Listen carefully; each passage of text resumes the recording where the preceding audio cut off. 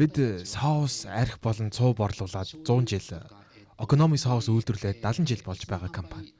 Бидний хувьд зөвхөн соусаа борлуулах бус Окономияки гэдэг хоолыг борлуулах тал дээр илүү анхаарлаа хандуулсан. Энэ нь манай брендийг олон нийтэд танигдах хамгийн том шалтгаан байсан гэж харж байна. Жишээлбэл Окономияки соусыг хэрхэн хэрэглэх, Окономиякиг яаж хийх, ямар үед идэх вэ гэдгийг хүмүүст ойлгуулахад бид анхаарч ирсэн. Өөрөөр хэлбэл бүтээгдэхүүнээ дангаар нь биш, хоолны соёл хэрэглээний орчинтай нь хамт таниулж ирсэн. Энэ нь Отофукогийн амжилтын нэг гол хүчин зүйл болсон гэж бодож байна. 50 гаруй улсад танайх бол бүтээгдэхүүнээ экспортлдог. Тэгэхээр яг энэ экспортлох туршлагад бол хамгийн амжилттай хэрэгжсэн туршлагуудаасаа бас хуваалцаж болох уу? Одоо бид Америкийн нэгдсэн улс, бүгд найрамдах Хятад ард улс, Малайз зэрэг улс орон нутгийн үйлдвэртэй болсон. Гэхдээ анх бүх зүйл экспортоос эхэлсэн. Эхлээд бүтээгдэхүүнээ экспортлж, дараа нь тухайн зах зээл дээр борлуулалт, маркетингийн үйл ажиллагаагаа хөгжүүлсэн. Ингээд тодорхой хэмжээнд өссөний дараа орон нутгийн үйлдвэр байгуулах хүртэл үйл ажиллагаагаа өргөжүүлсэн. Энэ шат дараатай өсөлт нь бидний амжилтын нэг хэсэг болсон гэж бодож байна. Америкийн нэгдсэн улсад бид орон нутгатаа үйлдвэрлэл явуулж, үйлдвэрээ хөгжүүлж байна. Хятадын зах зээлд ODM буюу захиалгад бүтээгдэхүүн тусгайлан хөгжүүлсэн бүтээгдэхүүнүүдэд илүү анхаарч ажиллаж байгаа.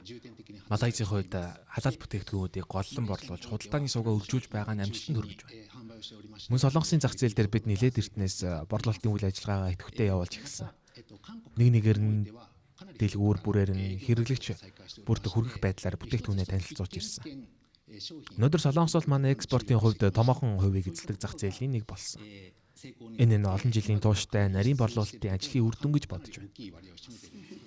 Отофуко гэдэг дэлхийд даяар хамгийн ихээр төлөөлөг бүтээгдэхүүн бол Окономияки соус байгаа. Тэгэхээр Окономияки гэж яг ямар хоол вэ гэдгийг бас үзэгчдэд биднэрт бас тайлбарлаж өгөөч. Яагаад Японы хоолны соёлд хамгийн онцгой байр суурийг эзлэх хоол юм болов? Окономияки бол Японы хувьд маш чухал хоолны нэг. Энэ хоолыг энгийн ард иргэдийн өдөр тутмын хоол гэж хэлж болно. Окономиякигийн нэг онцлог нь хүн бүр өөрийн дуртай орцоор хийж болдог. Дуртай зүйлээ нэмж болно. Харин дургу эсвэл шашин хооллолтын шалтгаанаар хэрэглэдэггүй орцоо хасаж болно гэдгээр онцлог. Нэгнээсээ ч харахад өөрийн хүснээр хийх гэсэн утгатай хоол юм. Манай Otofocus House компани Хирошимагаас гаралтай учраас Хирошимагийн Окономиякигийн тухай ярил. Дэлхийн 2 дугаар дайны дараа атомын бөмбөгдөлтийн улмаас Хирошима бүхэлдээ сүйдсэн. Тухайн үед хүмүүст төмөр хавтан болон Америкийн нэгдсэн улсаас нийлүүлсэн гурил зэрэг маш цөөн зөвлөл байсан. Энэ нөхцөлд хялбархан эхлүүлж хийж болох хоол нь Окономияки байсан. Тиймээс Хирошимагийн хувьд Окономияки бол зөвхөн хоол биш. Энэ нь дайны дараах сэргийн босголт, дахин босгох хүч. Мөн их тайвныг бэлгэгдэх хоол гэж хэлж болно. Тийм ч учраас Окономияки нь Япон, ялангуяа Хирошимад маш чухал байр суурь эзэлдэг хоол юм.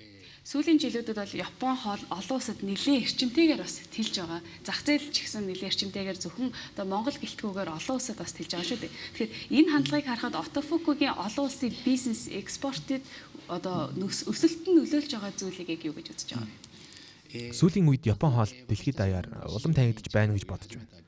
2013 онд Окономиякийн ЮНЕСКОгийн бит бус өвд бүртгэгдсэн. Мөн йений хааш суларсантай холбоотойгоор Японд ирэх жуулчдын тоо нэмэгдэж, тэд Окономияки зэрэг олон төрлийн Япон хоолыг амталж байна. Гадаадын хүмүүс Японд ирээд амттай Япон хоол иддэг. Дараа нь их орондоо буцаж очиод тэр амтыг дахин мэдрэхийг хүсдэг. Ингээд Япон ресторан хайж очдог. Энэ нь маш сайн эерэг циклд бий болгож байгаа. Энэ байдлаар Япон хоолны танигдсан байдал нэмэгдэж байгаа нь манай олон улсын бизнес, экспортын өсөлтөнд эргээр нөлөөж байна гэж би бодож байна. Та бол Аз, Номхон далайн бүсээс гадна Төв Аз, мөн Өмнөд Аз, ойрох дорнодын зах зээлийг бол хариуцдаг хүн байгаа. Тэгэхээр энэ олон зах зээлийн дундаас Монгол улсыг сонирхох болсон яг гол шалтгааныг юу гэж тайлбарлах вэ? Бид Монголын зах зээлд илүү анхаарал хандуулж эхэлсэн хамгийн том шалтгаан бол сайн түнштэй болсон явдал гэж би бодож байна. Бид алтан гэдэг түн шиг болсон. Бидний хувьд бүтээгдэхүүнээ найдвартай хүргэж Монголын зах зээлд зөвөр түгэж чадах дистрибьютор, эдгэлтэй хамтрагчтай болох нь маш чухал байсан. Тийм түнштэй болсон нь Монголын зах зээлд илүү идэвхтэй ажиллах нэг гол шалтгаан болсон юм. Одоогоор Монголд бид голчлон жижиглэн худалдааны бүтээгдэхүүнүүдэд борлуулж байгаа. Цаашид зөвхөн ритейл бүтээгдэхүүнээр хязгаарлагдахгүй ресторан, тогооч нарт зориулсан бүтээгдэхүүнүүдэд ч илүү хүчтэй хөгжүүлж, өргөжүүлэх талаар ярилцж байгаа.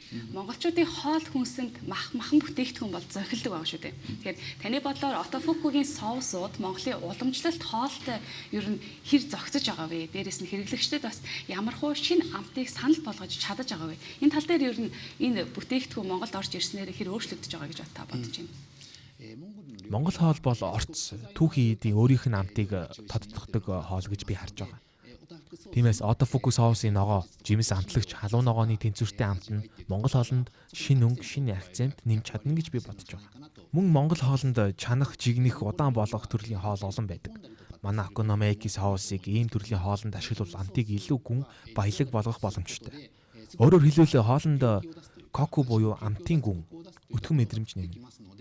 Тиймээс Монголын уламжлалт хоол болон отофукугийн соусууд хоорондоо зохицох боломж өндөр. Нийцэл сайтай гэж би бодож байна. Ноён Юта Ясунага манай студид хүрэлцэн ирсэн танд маш их баярлалаа. Thank you very much. Баярлалаа.